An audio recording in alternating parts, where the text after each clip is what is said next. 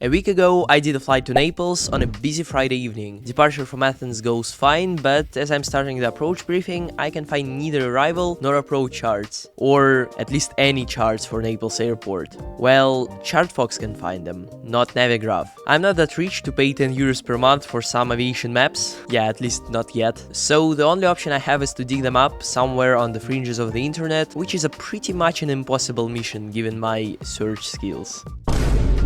Today, I've collected 10 of the most annoying Vatsim things for you to relate to. Thanks for entering Flight and Find Airspace, and let's begin.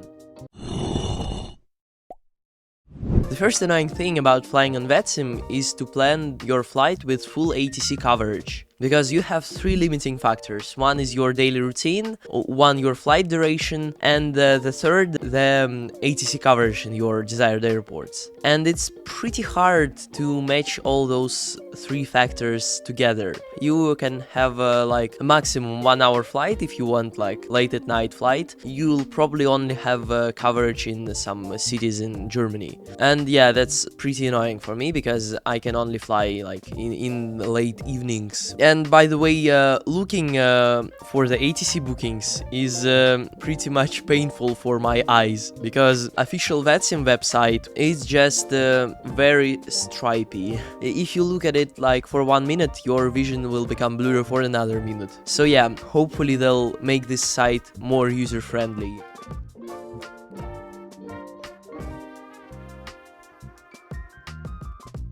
Mishearing the ATC, and this thing happens to me sometimes, but it becomes rarer as I'm progressing in my Vatsim experience. And the thing that helps me to listen to ATC is that most controllers have generally better microphones than pilots, because I sometimes can't even distinguish a single word of what a pilot's saying to ATC. Yeah, controller can hear it perfectly and can respond to it. And the worst thing that I can mishear with the conversation with the air traffic controller is the frequency. If you didn't look it up and he said it to you and you didn't hear it correctly, you'll go to that frequency and then nothing, silence. You can either return to that frequency and ask again the ATC for the frequency, or just open vPilot and search for some similar digits. Pretty time consuming because sometimes you need to change frequency while on final, you don't really have that much time to spare. Yeah, probably the worst thing that you can mishear on the frequency.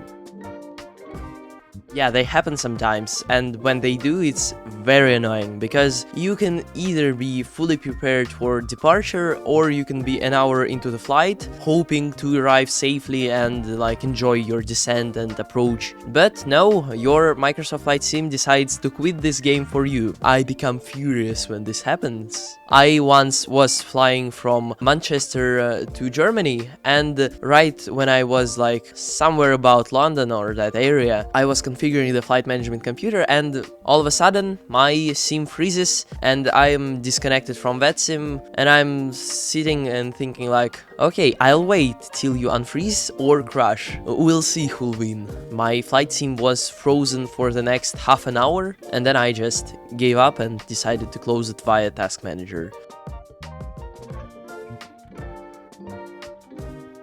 And for this thing not to happen, check charts on ChartFox when you are doing your flight plan and sim brief, because it can have surprises for you, to say the least. Because if you're flying to Italy, your airport won't be covered by ChartFox, and you'll need to either be trustful to your autopilot by 100% that it does the right thing, or just search in the internet like your desired charts, which is kind of hard, because yeah, I looked briefing for Naples airport, and it says that you can either find charts on Navigraph, you can find charts on eNav, Italian website. I made an account there and I can't find anything because it's all in Italian.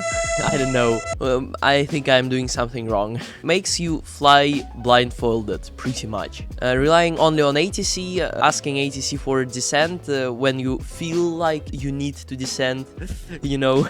And also goes with some departures and arrivals, which are absent on ChartFox in generally covered airports, because sometimes they clear me to the arrival that I wasn't expecting and I can't find it anywhere. But in this situation it's easy, just say that you don't have this arrival but you have your instead, and I think in the most of the times they'll clear you for your arrival that you have. So yeah, that's not really a problem, but yeah, if your airport isn't covered at all, it is a problem.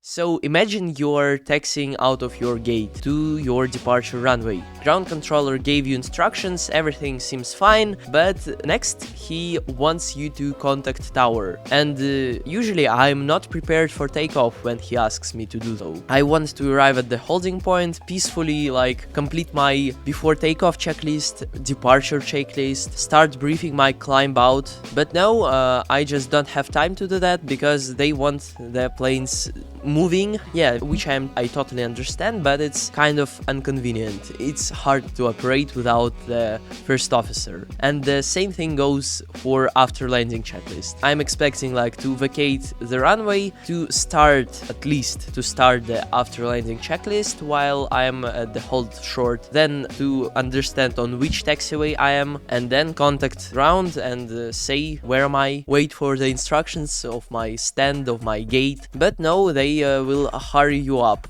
which again I totally understand because traffic is huge, but yeah, it's not too convenient again, as I said. So yeah, I guess yeah, it's impossible to operate without such moments on Vatsim, which okay, I'll get used to, and I think I pretty much already got used to it.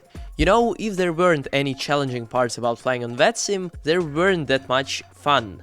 So at the end of the day, I like to deal with most of these issues, I think, except crashing of the sim. Because after I deal with them, I really feel fulfilled that I'm capable of doing that. So yeah, if you think that this video was relatable, you can go and watch 10 things about Vatsim that I wish I knew before my first Vatsim flight, or become my first YouTube member for only €3 per month. Thanks for tuning in and have a great flight!